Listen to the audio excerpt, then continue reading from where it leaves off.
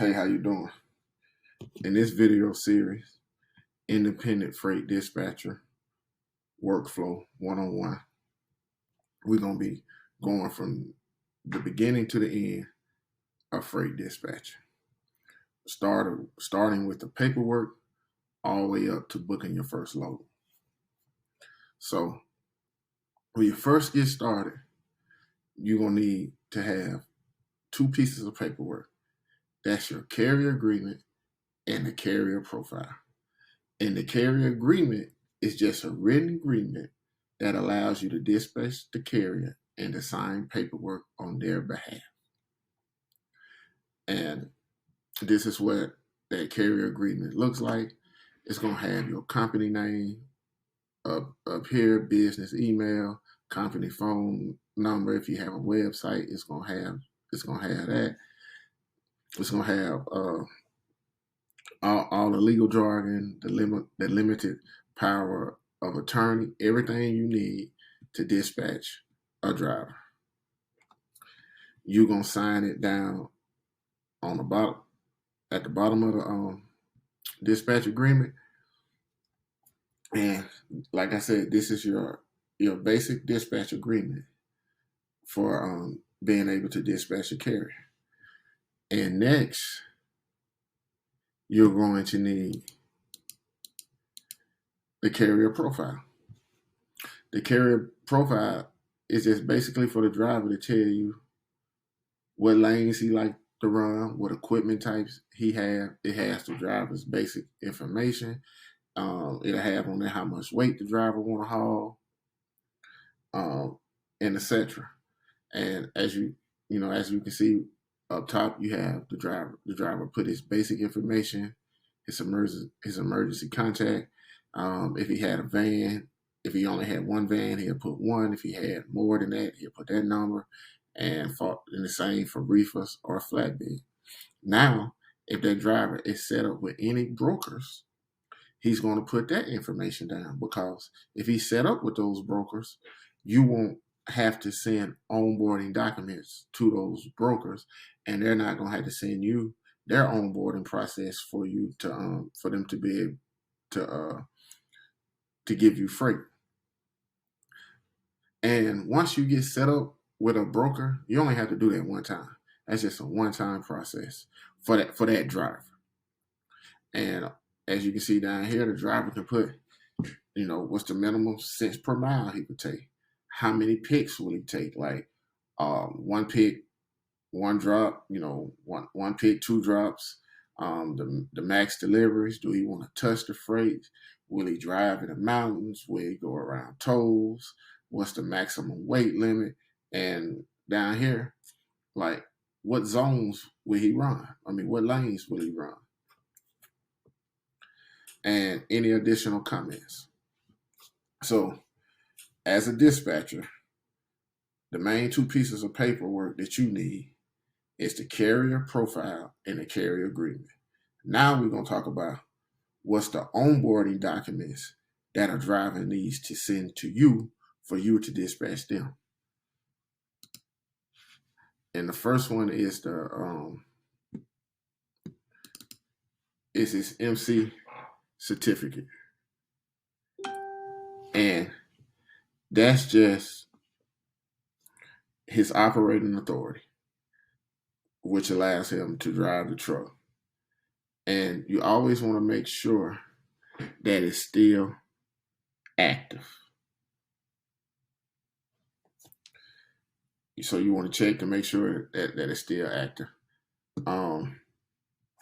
Next, you want the COI, Certificate of Insurance. And as far as the driver, the minimum coverage as far as cargo, they're going to need at least $100,000. And on liability, they're going to need $1 million. And next, the driver is going to send you the W-9.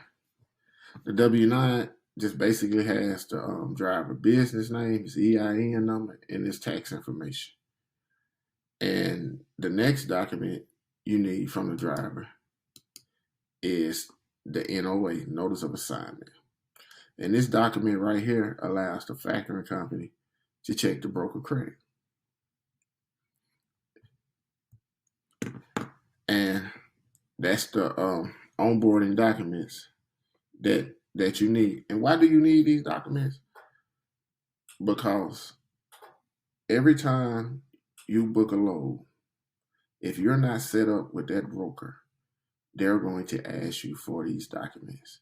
And you do not want to have to be trying to hunt a driver down to get these documents, because the driver is not going to be able to send you these documents if he's driving. Or what if he's he's pulled up at the shipper or receiver, and he's giving them the paperwork, and you need him to send you his onboarding documents. So you need to have these documents on file. And this is how I like to do it. Like normally I had a driver's name, so it would say like John or Tim paperwork. Then I got 3 subfolders in there, and this is on Google Drive too. I have a folder for his BOL, his onboarding documents, and rate cons. And I like to use a spreadsheet. I do not use a TMS system. I use a spreadsheet to keep up with everything.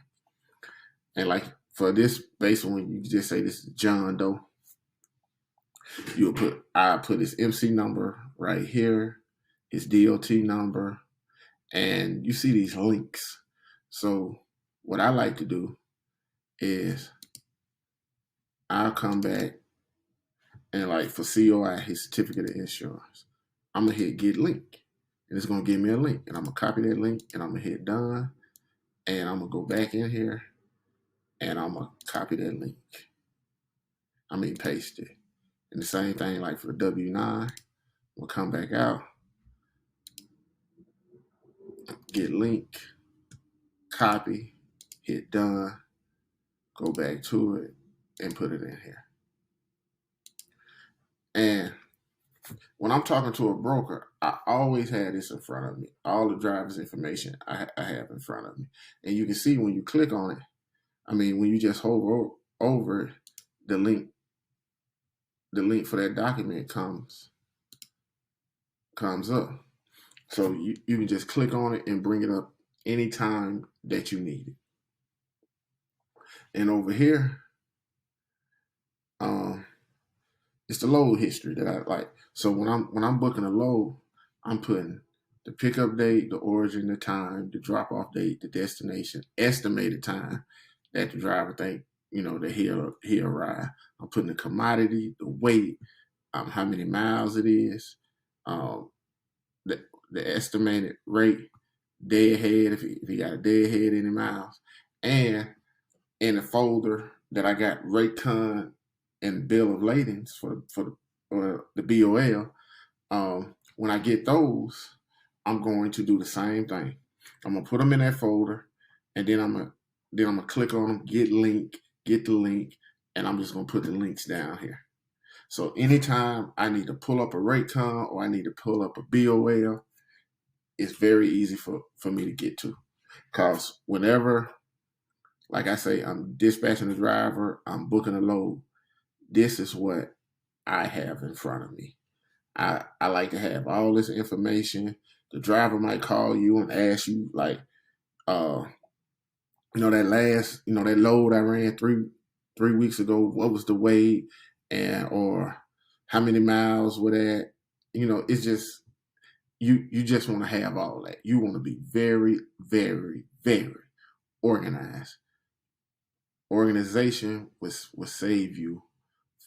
Well, would keep you from having the headaches. So you just need to, like, I cannot stress this enough. Stay very, very organized. And down here, like, I have my broker setups. So I have the broker name, the contact person who I talk to, the phone number, the company email, name of the company. I put if they got a website right here, I put that. If they got a load board, I put links to that right here. And even to scroll down a little further, I like to keep up with my invoices. I'm gonna put the date, how much the invoice was, what I'm billing the driver for, the payment date, when is it due, payment method, how he paid me, if there's any late fees, the driver, and I'm gonna put a link. The same thing. I got a folder for invoices. I'm gonna have that folder on Google Voice for that driver's his invoices. I'm gonna click on get the link for that file, and I'm gonna stick it right here. So if I ever had to pull up that invoice, or even for tax purposes, when you're doing your taxes or the driver needed, you always got that. Drivers will love you for this, because if they ever need some and you just immediately be able to give it to them, oh, they gonna love you for this. But this is how I stay organized. This is how I stay organized. So, like I said again, just stay organized. It will save you a lot of trouble and keep you from having a lot of headaches. So in the next video, we're gonna be talking about booking a load, and I'm gonna show you what I like to call. I like to say I like to stack the deck before I book a load, and I'm gonna show you my process of stacking the deck before I book the load. So I will see you in the next video. Thank you.